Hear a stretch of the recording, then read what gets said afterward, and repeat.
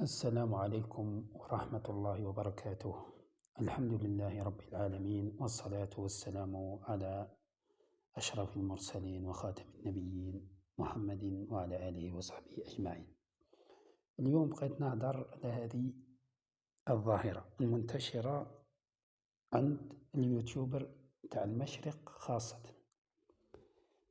نهار اللي حوس يطلع القناة تاعو بسرعة ويصبح عنده مشاهدات بمئات الآلاف ومشتركين بمئات الآلاف بسرعة. وتعرفوا أن اليوتيوب أصبح الآن مواقع التواصل كاليوتيوب وتيك توك وغيره تعتبر متاجر للربح سريعة لي يعرف كيف يستخدمها. هذا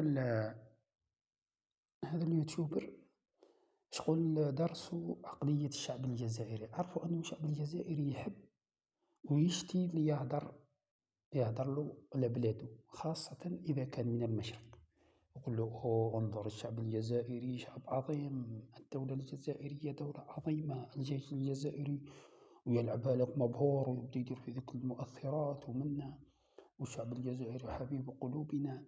احنا ما نقولوش أنهم لا يحبون الجزائر، هذه بينه وبينه، إذا يحب الجزائر يحبها، ما يحبهاش ثاني مرحبا بها.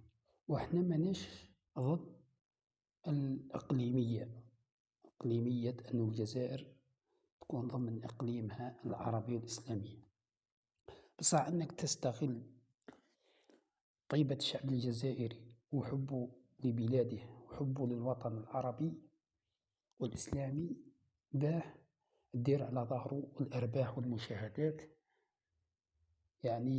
كأنك تلعب بطفل أو ولد صغير. كما نقولوا نحن في الدارجة تاعتنا تهف فيه، أمر مقزز. أنا في الأول كنت نحب هذا الأمور، نشتيه انظر هم يهضروا الجزائر بلد عظيم، حتى ووصلت لدرجة أني أصبحت نشوف الجزائر أعظم دولة في الكون في الأرض. ونشوف انظر، وأصبحت أعتقد أن الشعوب ترى الجزائر كالبلد العظيم وذلك البلد الكذا. هي صحيح أن هناك شعوب وهناك دول، هناك مجتمعات تشوف الجزائر أنها دولة عظيمة، دولة ذات تاريخ مشرف، دولة ذات مواقف مشرفة، مثل الثورة الجزائرية التي علمت الكون. هو نهار اللي يجي يستغل طيبة الشعب الجزائري وتعلقه ببلاده، وأن الشعب الجزائري شعب دائما يحب الوطن العربي أو الإسلامي ويتعاطف مع الوطن العربي والإسلامي.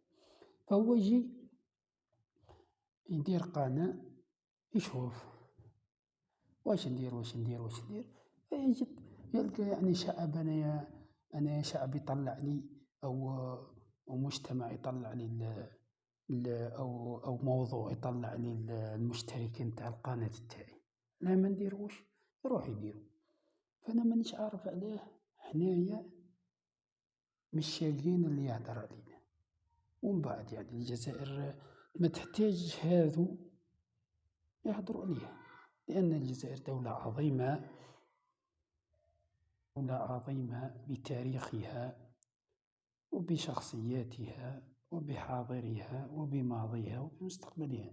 تستنى حتى واحد يشكرها أو يمدحها، واللي يمدحك عن حب ليس عن استغلال. اللي يمدحك حابك، أما اللي يمدحك وهو يستغل فيك وفي طيبتك وفي براءتك وفي إلى آخره.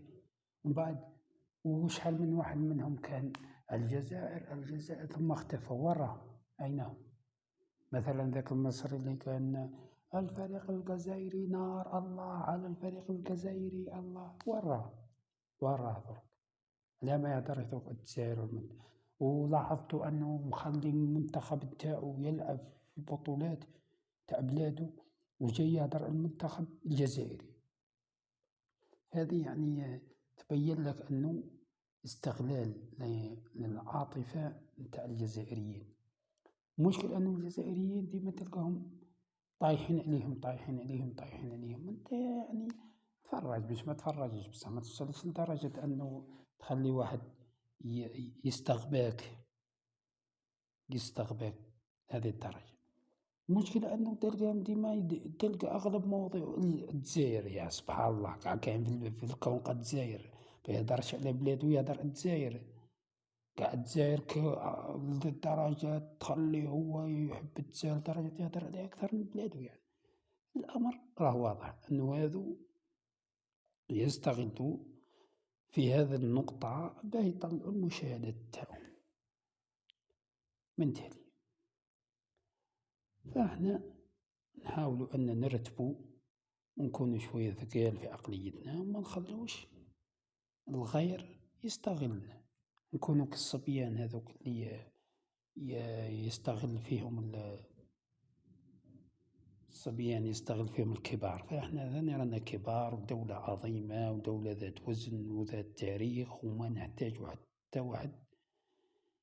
إذا كان قلتلك عن حب فمرحبا به، بصح إذا كان عن استغلال واستغباء واستعطاف ومجرد كسب للمشاهدات والاشتراكات، فنظن أصلا هذه في حد ذاتها أنا نقول هذه ما شيء تافه. يعني حرق العلم الجزائري، حرق العلم تفاهة هذه، واش تفيد المجتمع هذا، واش تفيد الناس؟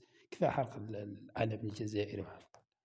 يعني ديروا حاجة مليحة، سقسوا على شخصية جزائرية مثلا، اسأله عن شخصية جزائرية، عن تاريخ جزائري، عن عالم جزائري، عن معليش.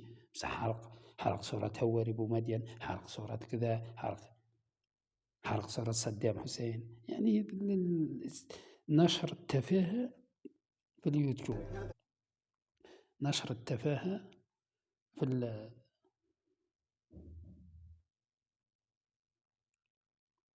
اليوتيوب وفي مواقع التواصل، وتسخيف عقول الأمة الإسلامية بالذات. يعني ينشروا الركاكة، ينشروا نتعشي المواضيع اللي معمرة بها الدماغ نتاع المجتمعات ركيكة وسخيفة. حتى طموحاتهم وأهدافهم وتعشي سخيفة. ورانا نشوف في ركاكة كبيرة انتشرت مؤخرا.